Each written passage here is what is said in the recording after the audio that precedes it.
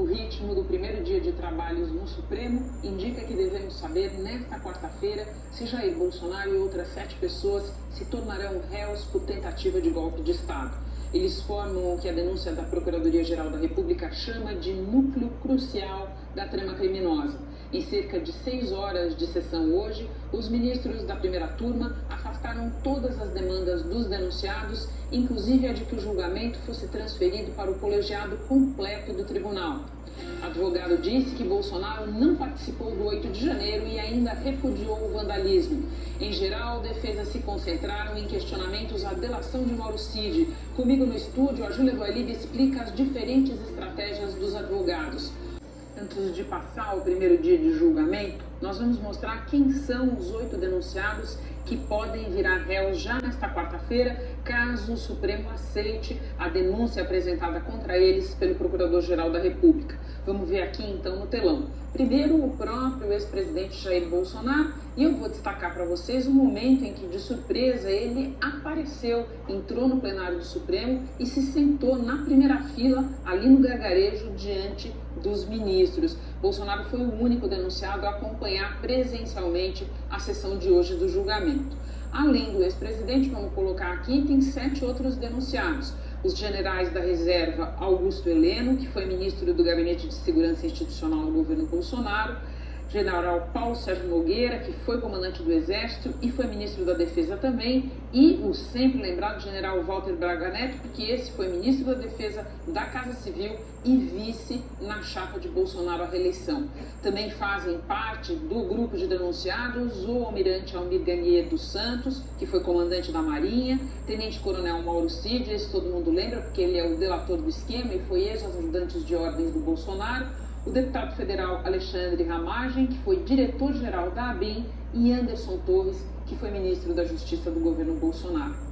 Foi um dia longo de muitas argumentações e debates. Depois de uma introdução do ministro relator, Alexandre de Moraes, o Procurador-Geral da República, Paulo Gonet, fez a apresentação da denúncia, detalhando o que pesa sobre cada um dos 8 integrantes deste primeiro núcleo analisado. Ao vivo de Brasília, quem acompanhou tudo e agora ajuda a gente a organizar os pontos mais importantes é a Heloísa Torres. Boa noite, Elo. Oi, Renata. Boa noite para você também e para todos. Olha, nesse primeiro dia foram cerca de 6 horas de sessão na primeira turma do Supremo, que contou com esquema de segurança reforçado.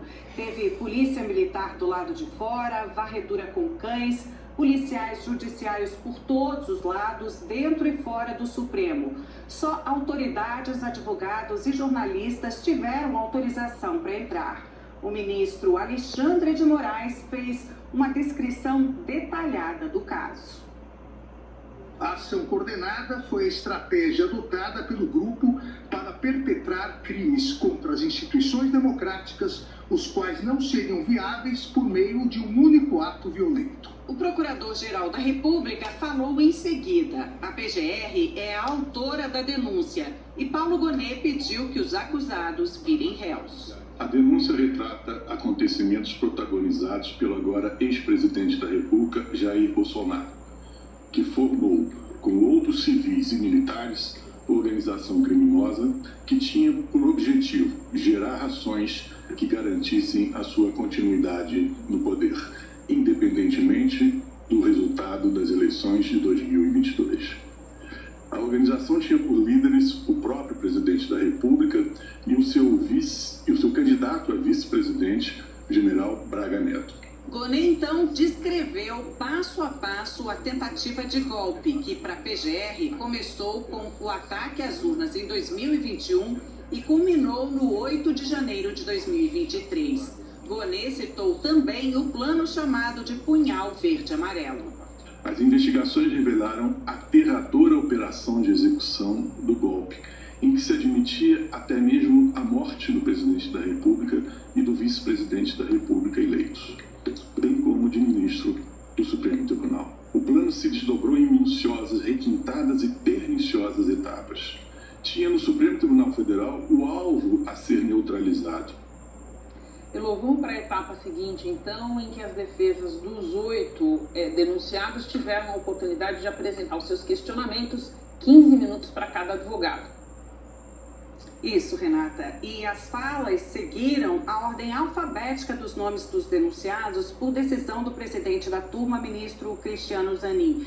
E com exceção do advogado do delator Mauro Cid, todos os outros negaram a participação dos denunciados nos crimes. O primeiro a ser defendido foi Alexandre Ramagem, que foi diretor da ABIN no governo Bolsonaro. O advogado Paulo Renato Garcia Sintra Pinto negou a existência de uma ABIN paralela para municiar ataques a instituições democráticas. São indícios extremamente tímidos, singelos, da prática de um crime muito grave, da efetiva atuação do denunciado na construção de uma mensagem deletéria às urnas eletrônicas, porque tudo que há na denúncia, com base naquilo que foi colhido pela autoridade policial, são 3 arquivos de texto e nada mais. A defesa de Almir Garnier, ex-comandante da Marinha, foi conduzida por Demóstenes Torres, que argumentou que a denúncia não prova a contribuição do militar na trama golpista. Precisa ter um mínimo de laço probatório. Um mínimo. Um fato típico, ele é composto, na teoria mais simples, que é ensinada em todas as faculdades, por uma conduta e um resultado, ainda que seja uma tentativa. Mas tem que ter um nexo causal, tem que ter uma ligação, e não há nenhuma ligação, não só nesses crimes, mas nos demais também. O advogado do ex-ministro Anderson Torres falou que a denúncia é cheia de falsas acusações. Elmar Novak contestou a importância da chamada Minuta do Golpe. Segundo ele, um texto semelhante já circulava na internet. Há uma minuta totalmente absurda, qualquer um que lê chega a essa conclusão. Uma minuta absurda, apócrifa, encontrada na casa do ex-ministro. Uma minuta que não tem valor jurídico algum, que circulava livremente, inclusive sendo distribuída para diversas autoridades. Matheus Maier Milanês, advogado do ex-ministro do Gabinete de Segurança Institucional Augusto Heleno, falou que o general não visitou os acampamentos nos quartéis e que não há na delação de Mauro Cid nenhuma menção à participação dele em planos golpistas. Ele não está em nenhuma reunião a ser tratada diretamente sobre esse assunto. Não fala abertamente sobre isso. 2. Não tem uma sequer mensagem de texto dele, áudio, conversa que o seja, abordando esse assunto para qualquer investigado e testemunho que o valha. 3. Sequer é mencionado na alegada trama golpista e até esquecido, com todas as vênias, na sustentação oral. E agora vamos falar da defesa de Bolsonaro, que mais uma vez alegou não ter tido acesso completo à investigação e também martelou a tecla de que nenhum outro presidente brasileiro foi tão investigado quanto Bolsonaro.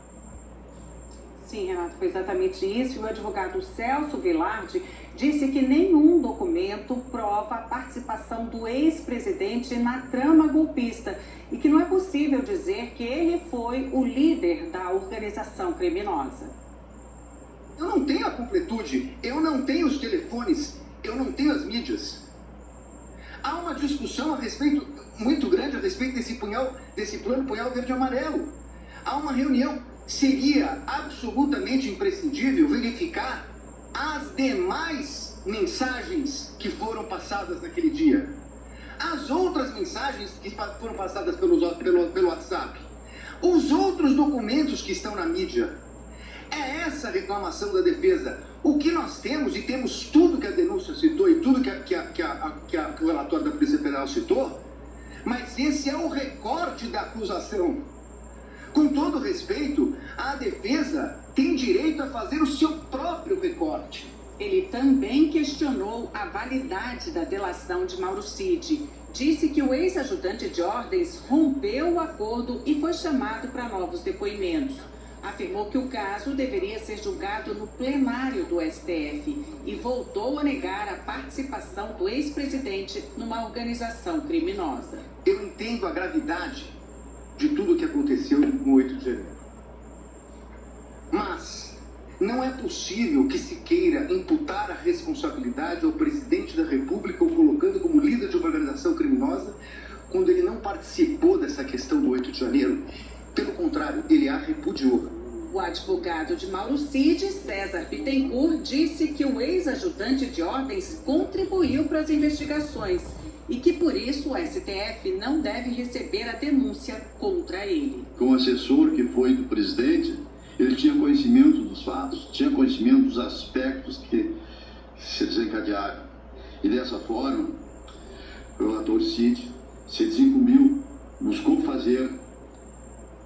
cumprir a sua missão. O advogado André Farias, que defende o ex-ministro Paulo Sérgio Nogueira, chamou de ilação um trecho da denúncia que trata da reunião do general com os então comandantes das Forças Armadas, no dia 14 de dezembro de 2022, em que, segundo a acusação, Paulo Nogueira pressionou os militares a aderir ao golpe. Como é que ele integrava uma organização criminosa que buscava dar golpe de Estado, abolir violentamente o Estado Democrático de Direito? Como que ele fazia parte mesmo estilo dessa organização criminosa se ele assessorava o presidente a não fazer nada?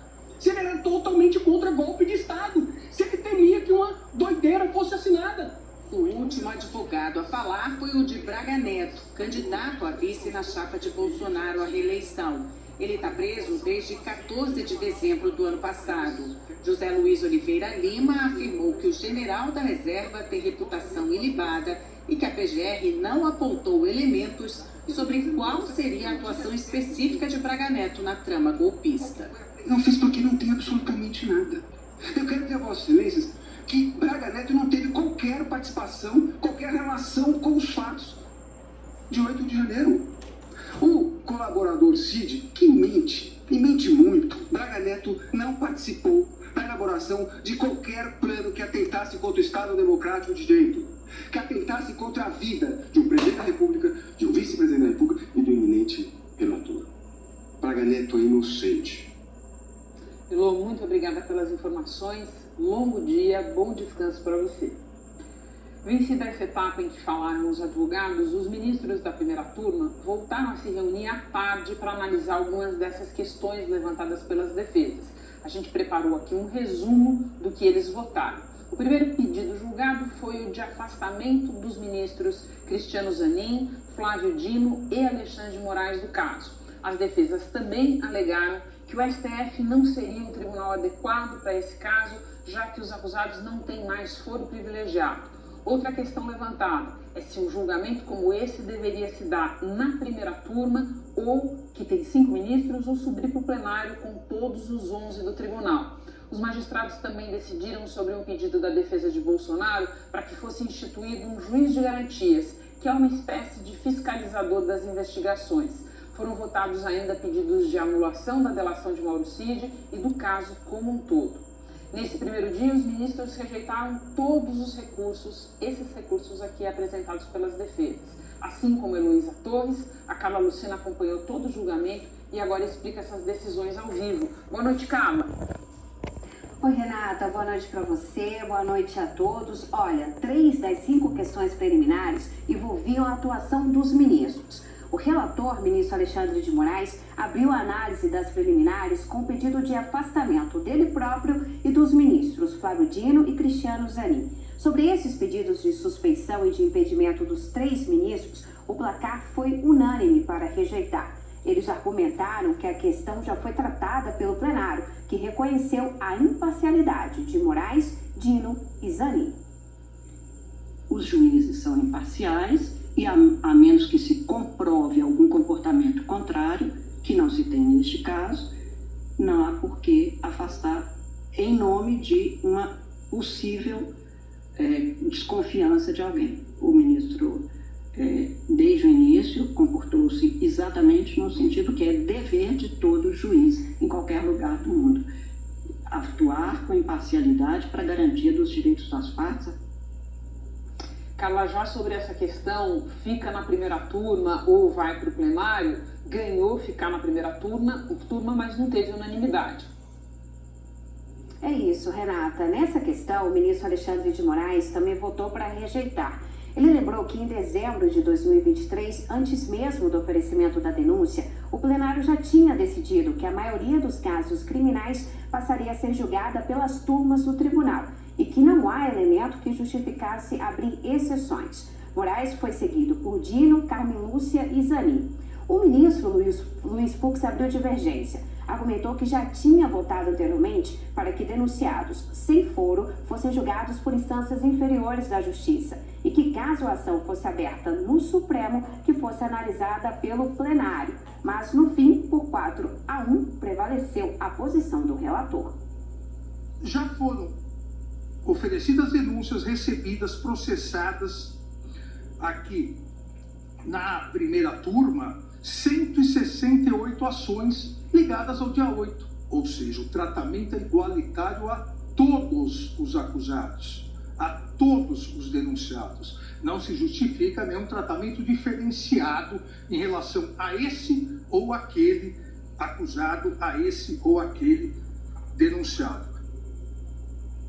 E em relação ao pedido de um juiz de garantias feito pela defesa de Bolsonaro, os ministros foram unânimes ao afirmar que essa figura não cabe nos processos que tramitam no STF.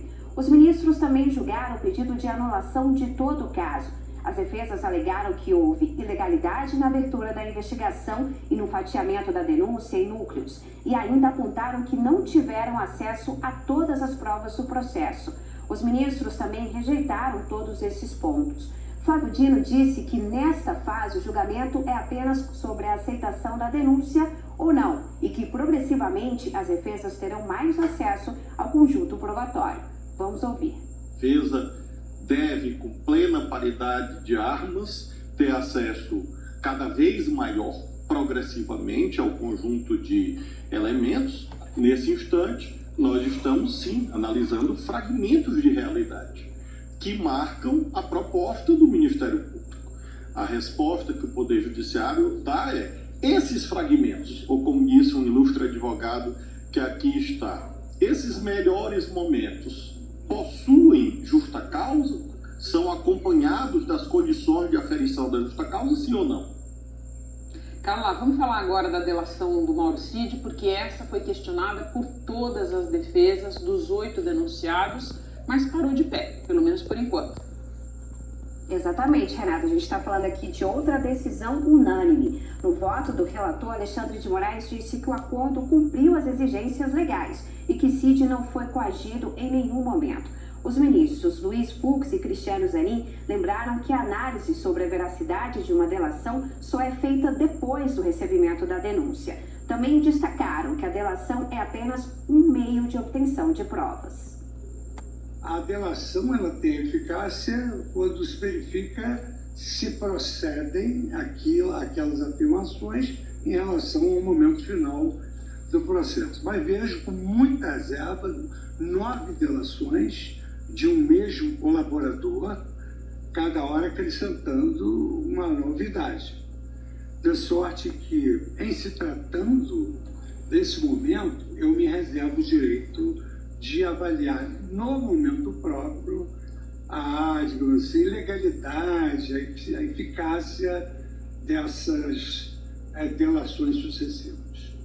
Mas acompanho no sentido que não é o momento de se decretar novidade.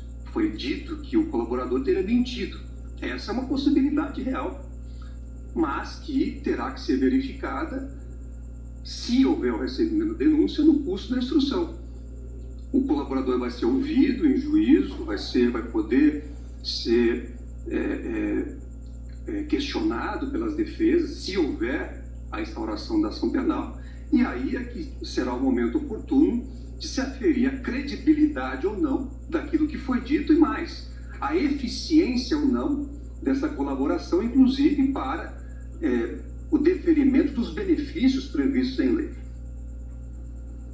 No início da noite, numa rede social, Jair Bolsonaro se queixou da mudança no regimento interno do STF, que fez com que as ações penais originárias tramitassem nas turmas.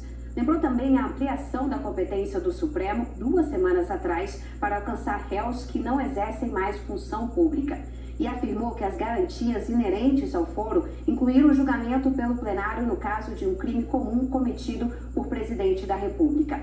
O ex-presidente escreveu, abre aspas, o momento conivente dessas alterações mostra que a regra foi criada para mim e depois de mim poderão mudar novamente, fecha aspas. O STF declarou que não vai comentar e que os questionamentos das defesas dos acusados estão sendo respondidos no julgamento da denúncia. O julgamento será retomado amanhã de manhã, quando os 5 ministros vão votar se aceitam ou não a denúncia da Procuradoria-Geral da República contra os 8 acusados. Volto com você, Renata. Obrigada, Carla. Bom descanso para você. Bom, hora de amarrar todas essas informações e a pessoa para ajudar a gente com isso é, claro, a Júlia do AIB. Júlia, boa noite para você. Boa noite, Renata. Boa noite para você também. Júlia, eu proponho que a gente comece tentando entender melhor a lógica das defesas, porque um leigo que tenha visto a sessão de hoje sai um pouco com uma sensação de cada um por si. Ninguém ali negou que tenham ocorrido fatos graves, é mais o caso de dizer não, meu cliente não praticou. Exato, esse foi o ponto, Renata, essa expressão cada um por si, ouvi inclusive de um ministro do Supremo. Esse é o momento de cada um por si. A gente preparou aqui um telão que vai ajudar a gente a entender a lógica desse momento, do que o STF está fazendo agora, a primeira turma. Não está analisando o mérito. O que eles estão analisando? Se abre um processo para aí ver se houve um crime ou não. Agora sobre indícios. Indícios do que, Renata? De autoria de um crime, de que alguém cometeu um crime, e indícios de materialidade. Indícios de que houve um crime. Então, indícios de que houve organização criminosa, tentativa de golpe de Estado, tentativa de abolir a democracia, o Estado Democrático de Direito, dano ao patrimônio. Então, eles estão olhando, há indícios dessas duas coisas? Se houver, a gente vai abrir a ação penal. E o que foi interessante, vários advogados criminalistas que acompanharam o julgamento e ministros avaliaram sobre esses pontos. Que os advogados de defesa, Renata, eles não negaram materialidade. Ninguém falou, não teve o 8 de janeiro, não teve tentativa de golpe. Ao contrário, foram solidários com os ministros do STF que vão julgá-los, né, os advogados, falaram que era uma mancha na história do Brasil, que era algo muito grave. Então a materialidade, o indício de que houve um crime não foi negada por ninguém. Muito bem, porque o STF já fez julgamentos e já condenou mais de 490 pessoas que atuaram nos atos. Qual que foi a polêmica, a autoria? Quem que fez o crime? E aí que foi um salve-se quem puder, porque os advogados falaram, não, mas o meu não fez isso. Então, por exemplo, na discussão, advogado do Garnier, ex-comandante da Marinha, ele disse, não, mas ele assinou uma carta que foi feita a pedido de Bolsonaro, uma carta que defendia o direito dos manifestantes estarem acampados. A pedido do Bolsonaro, e os outros dois também assinaram, porque só o meu que está sendo acusado de golpe. Ou, por exemplo, a reunião, considerada um elemento pela PGR, a reunião que teve no Palácio do Planalto, em que o então presidente questionou as urnas, a live em que questionou as urnas, os advogados falavam assim, não, mas o meu cliente participou, mas nem falou. Não, o meu cliente participou, mas ele falou por 3 minutos, porque o presidente falou para ele ir. Então, nesse momento, todo mundo já está indicando para o momento posterior que cada um vai focar ali na sua defesa atrás de provas. Porque agora, como eu dizia, são indícios de... Quando abrir a ação penal, e a ação penal deve ser aberta, gente, amanhã, vai ter que... Esses advogados todos vão ter que ir atrás de provas para dizer que não houve autoria e que não participaram desse crime que está, pelo jeito, mais que dado por eles mesmos. Agora, por eles mesmos admitirem no sentido de não questionarem, melhor, não questionarem a existência do crime. Agora, Renato, o ponto que foi o ponto mais polêmico entre as defesas foi a questão da delação mesmo. A delação de Mauro Cid foi super questionada por todo mundo, embora tenha tido ali a maioria disparado, quase 5-0 na verdade, a maioria mesmo, todos os ministros, desculpe, a unanimidade, dizendo que a delação é válida, há um questionamento de fundo. A gente viu, o próprio Fux criou um certo mal-estar ao dizer que, eu quero ouvir, inclusive eu quero ouvir Cid, ele fala, porque houve uma série de vai-e-vens, houve omissões, né? A própria Polícia Federal apontou omissões, e a PGR chegou quase, aliás, pediu a prisão, quase ele teve a prisão decretada por ter feito omissões na sua delação. Ocorre que vai voltar esse assunto durante a ação penal, se a delação, o conteúdo da delação de Cid, mas ocorre que ela é meio de prova. E a denúncia da PGR não está baseada só nela, a denúncia da PGR está baseada em documento manuscrito, em quebra de telefone, em antena de celular. Então tem, de fato, uma série de outros elementos que aí vão ser questionados pela defesa se valem ou não, se estão corretos ou não, para além da delação, mas que ela vai continuar ali causando um mal-estar, vai, Renata. Deixa eu agora, a partir do que você falou, a ação penal deve mesmo ser aberta amanhã. Então ajuda a gente a entender o agora, o que é isso que acontece no dia de amanhã e os próximos capítulos. Então a tendência, como eu dizia, né, agora é indícios, né? Então, com esses indícios, os ministros já avaliando que há indícios de que houve crime, que alguém cometeu crime, abre-se a ação penal. Todo mundo vira réu. Vamos dar uma olhada aqui nesse outra arte que a gente fez. Então, o STF, no que está fazendo ontem e no que vai fazer amanhã, é analisar se aceita ou não aceita a denúncia. A tendência, como a gente dizia, conversando com os ministros, com os criminalistas, com os próprios advogados, é que vai aceitar a denúncia. Pode aceitar de todo mundo ou de parte dos 8. A tendência é aceitar dos 8. O que acontece quando aceita a denúncia? Abre o processo, Renata. As pessoas, essas 8 pessoas, viram réus. Então, eles vão começar a responder formalmente no STF por uma acusação criminal. Quando isso acontece, abre-se um período de instrução, a instrução criminal. O que é esse período, gente? Coleta de prova de novo, o Ministério Público pode pedir para a polícia mais prova, as oitivas, que são as testemunhas de defesa, as testemunhas sempre acusação antes, as testemunhas de acusação, as testemunhas de defesa, que pode ser desde um parente até um perito. Depois de tudo isso, tem as alegações finais, as produções de prova, as alegações finais, que aí todo mundo vai lá e dá o seu argumento final, e aí o julgamento, Renato. No julgamento, essas pessoas podem ser condenadas ou podem ser absolvidas. Se houver condenação, existe a previsão de pena de prisão, inclusive. Quem dá a pena são os ministros que estão julgando. Então tem que ver se haverá condenação e qual será a pena em caso de condenação. Esse é o processo que a gente está falando jurídico.